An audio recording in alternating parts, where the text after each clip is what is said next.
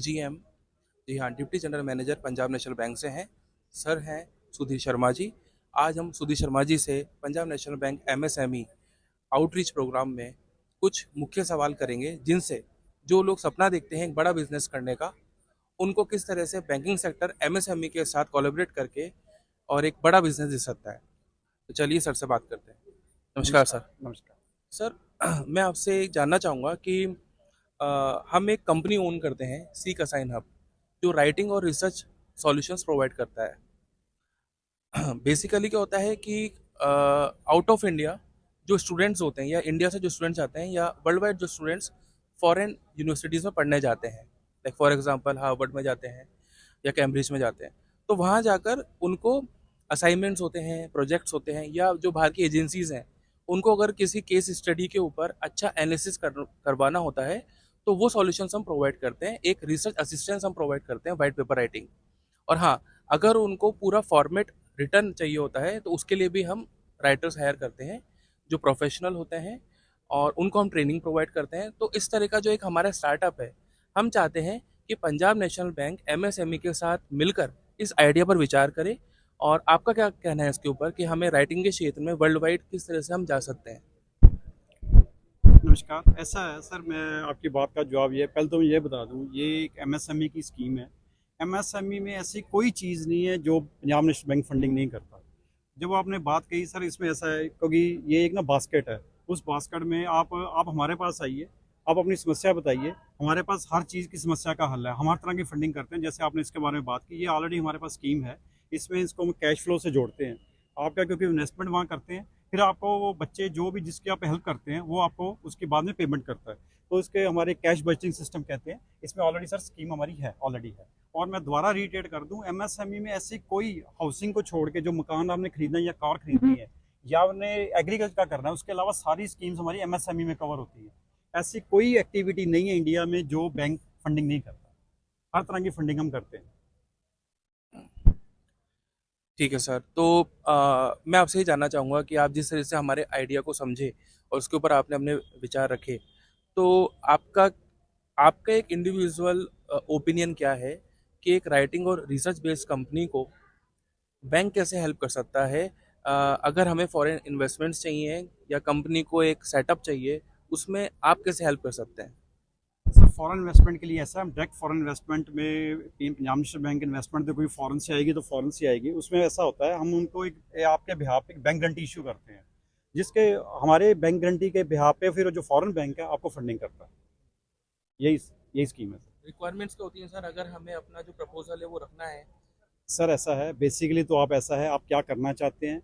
आप जिसके पास भी जाएंगे उसको कन्विंस करेंगे, क्योंकि भाई ये बहुत ज़रूरी है। पहले तो जो भी जिसके पास फंडिंग के लिए जाएंगे वो आप में कॉन्फिडेंस देखेगा, प्लस आपकी बैकग्राउंड जरूर देखेगा। कोई भी ऐसा नहीं है जो अनरिलेटेड चीज़ है मैं करने जा रहा हूँ तो ऐसा नहीं होता सर। आपकी बैकग्राउंड होनी चाहिए और आप में उस काम करने का जज्बा होना चाहिए। उसके बाद बैंक फिर देखता है आपकी, फिर फाइनेंशियल चेक करता है, फाइनेंशियल में फ्यूचर के आप क्या हमें प्रेजेंट करने जा रहे हैं, आप कितनी आपकी आप इन्वेस्टमेंट करना चाहते हैं। उसके बाद आपको देखिए ऐसा है, हम जो बैंकर हैं हम एक कस्टोडियन है। एक से पैसा लिया दूसरे को दे दिया, तो हमारी ड्यूटी ये भी बनती है पैसा हम बिल्कुल सेफ हैंड में इन्वेस्ट करें। तो उसका रोल यही रहता है कि हम फिर आपसे एक ऐसा डाटा लेते हैं जिससे हम कन्विंस हो जाएं। आप हमें कन्विंस करेंगे ये भैया पैसे हमने इन्वेस्ट करने जा रहे हैं, इस कितने साल में हमें ये शेप में रिटर्न आएगी और प्लस प्रॉफिट आएगा, फिर हम आपकी फंडिंग करते हैं। Thank you sir. जैसे कि देख सकते हैं कि अब हमारी गेस्ट सीट पर हैं अमित मुदगल जी। ये असिस्टेंट जनरल मैनेजर हैं पंजाब नेशनल बैंक में। तो अब हम जो बातचीत का सिलसिला है उसको आगे बढ़ाते हैं। सर मैं आपसे जानना चाहूँगा कि ग्राउंड लेवल पर आप, जब आप इतनी एक हायर पोजीशन में बैठे हैं, तो वहाँ से एक आपका एक अलग नज़रिया होता है चीज़ों को देखने का। एमएसएमई स्कीम किस हद तक ग्राउंड लेवल पर सफल रही है? और अगर बीइंग जैसे मेरी मैंने कंपनी के बारे में आपको बताया, सीका साइन अप के बारे में, अगर मुझे रिसोर्सेज चाहिए, सेटअप चाहिए, फाइनेंशियल एड चाहिए, तो किस तरह का प्रपोजल एक स्टार्टअप कंपनी को बनाकर देना पड़ेगा पीएनबी को, जब जाके वो उनको फाइनेंशियल हेल्प मिलेगी? इन दो सवालों का मैं आपसे जवाब चाहता हूँ। Thank you sir. Actually MSME का जैसे आपने पूछा कि किस हद तक हम हेल्प कर पा रहे हैं, तो पंजाब नेशनल बैंक इसके पास कोई ऐसा सेक्टर नहीं जिसकी हम हेल्प नहीं कर पा रहे हैं। सर्विसेज हो, ट्रेडिंग हो, कॉन्ट्रैक्टर हो, मैन्युफैक्चरिंग हो, सभी सेक्टर में पेनिट्रेशन पंजाब नेशनल बैंक का है, छोटे से लेकर के बड़ी यूनिट तक। मतलब एंडलेस है, जिसमें अनलिमिटेड फंडिंग हम करते हैं, छोटी यूनिट से भी करते हैं, मुद्रा के भी लोन है, बैंक की एमएसएमई प्राइम प्लस स्कीम है, संपत्ति स्कीम है, एक्सपोर्ट एक्सप्रेस स्कीम है। सारी स्कीम्स बैंक की हैं जिसमें हम एमएसएमई का हर सेक्टर को कवर करते हैं, इवन एआईएफ को भी कवर करते हैं। अगर कोई बंदा नया सेटअप लगाना चाहता है, स्टार्टअप अगर स्टार्ट कर रहा है वो, तो हम सबसे पहले देखते हैं कि प्रोजेक्ट की वायबिलिटी कितनी है, क्योंकि हम बैंक उसका पार्टनर है एक तरीके से। अगर हम फंडिंग की बात करें तो अगर 25% उसका हम मार्जिन लेते हैं सपोज, तो 75% का पार्टनर बैंक है, तो हम उसको अपना साझेदार मान के चलते हैं ताकि वो प्रोजेक्ट सफल हो, जिसमें बैंक को भी रेवेन्यू अर्निंग हो, कि बैंक कस्टोडियन है, वो भी पब्लिक के पैसे को आगे इन्वेस्ट कर रहा है, तो वो पैसा भी सेफ रहे, उसका बिजनेस भी ग्रो करे, वो प्रॉफिट भी कमाए, लोगों को रोजगार भी दे। तो वायबिलिटी सबसे बड़ा इशू होता है कि वो कोई भी प्रोजेक्ट ला रहा है उसमें वायबिलिटी कितनी है। हम कस्टमर को कंसल्टेंसी भी देते हैं कि इस प्रोजेक्ट में आप क्या क्या चीज़ें चेंज कर सकते हैं, उसमें क्या और ऐड कर सकते हैं, उसको कैसे और ज़्यादा वायबल बना सकते हैं। तो एक कंसल्टेंसी का काम, एक सजेशन का काम, मतलब फाइनेंशियल डॉक्टर आप कह लीजिए, एक बैंकर का काम होता है, तो वो भी एक रोल प्ले करता है पंजाब नेशनल बैंक में।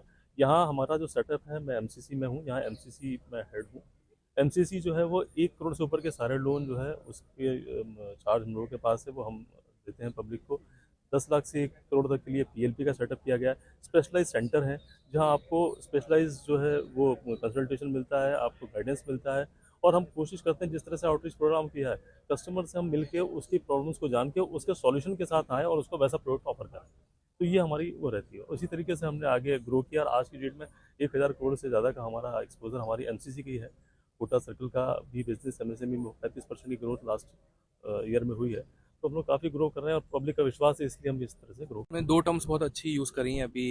एक तो फाइनेंशियल डॉक्टर और एक आपका स्पेशलाइज सेंटर होता है। जी तो मैं आपसे जानना चाहूँगा कि अब जैसे मेरा जो सेटअप है वो एक अभी स्मॉल स्केल पे काम कर रहा है। जी स्मॉल भी नहीं, अगर एमएसएमई की भाषा में बात करें जी तो माइक्रो में आता है। जी जी जी। क्योंकि जितना मैंने देखा समझा है एमएसएमई को, माइक्रो जो कंपनीज होती हैं वो 1 करोड़ के इन्वेस्टमेंट से इन्वेस्टमेंट और 5 करोड़ के टर्नओवर के बीच में टर्नओवर, जी का अभी यही रहता है। है, ठीक है ना ये अभी बात? यही है। हाँ। तो हम तो अभी माइक्रो बिजनेस में आते हैं, अब जी मुझे माइक्रो से स्मॉल में जाना है। जी और मेरे पास अभी 15 लोगों का स्टाफ है, रिसोर्सेज में लैपटॉप्स हैं, कंप्यूटर्स हैं, जी और मुझे ट्रेनिंग प्रोवाइड करनी है या जी मुझे अपना बिजनेस आगे बढ़ाना है। जी। तो उसके लिए स्पेशलाइज्ड सेंटर में मुझे किस तरह से हेल्प मिल सकती है?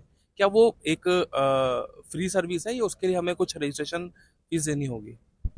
देखिए, रजिस्ट्रेशन फ़ी बैंक में तो कोई ऐसी रिक्वायरमेंट रजिस्ट्रेशन फ़ी की नहीं है, लेकिन जो आपको उसमें अप्रूवल्स लेने होंगे एक सेटअप करने के लिए, जहाँ से भी जिस भी गवर्नमेंट का अप्रूवल लगता होगा आपका, जैसे जीएसटी का अप्रूवल है, या आपका उद्यम में आपको रजिस्ट्रेशन कराना होगा, या आपको सेटअप करने के लिए कहीं लोकल अथॉरिटी से अप्रूवल लेना होगा, वो अप्रूवल आपको लेने होंगे। वो क्योंकि वो स्टडी गाइडलाइन है, वो आपको लेने होंगे। बैंक आपको जब सारे अप्रूवल्स आ जाएंगे उसके बाद आपके प्रोजेक्ट पे जैसी आपकी रिक्वायरमेंट है, सपोज आपको ट्रेनिंग की रिक्वायरमेंट है, तो उस ट्रेनिंग के पर्पज़ से वहाँ आपको बैंक ऐड कर सकता है। उसमें जैसा कि सर ने भी मुझसे पहले बताया कि कैश फ्लो बेसिस पे हम आपका, जैसे कि आपका कैश फ्लो, हाँ। जैसे आपकी फीसेज आएंगी, जो भी आपका रेमुनरेशन आएगा, उसके बेस पे हम आपका साल भर का जितना कैश फ्लो आता है, इनफ्लो आउटफ्लो के बेस पे आपकी कितनी लिमिट बनती है वो लिमिट बनाएंगे। अगर आपको कोई सेटअप ऐसा लगाना है कि जहाँ आपको कोई इस्टेब्लिशमेंट वैसा ऑफिस का करना है, या आपको कोई ऐसे प्रेमिसेस में करना है, तो उसके लिए बैंक के पास स्कीम्स हैं जिसमें हम कंस्ट्रक्शन के लिए आपको लोन दे सकते हैं। तो इस तरह से बैंक के पास हर चीज़ के लिए, जो भी आप सेटअप करेंगे उसके लिए सबके लिए बैंक के पास scheme. Thank you so much sir, हमारे साथ जुड़ने के लिए आपने काफ़ी थैंक यू, समय दिया। Thank you sir. और आपसे मिलके मुझे बहुत ज़्यादा अच्छा लगा, बहुत कुछ सीखने को मिला।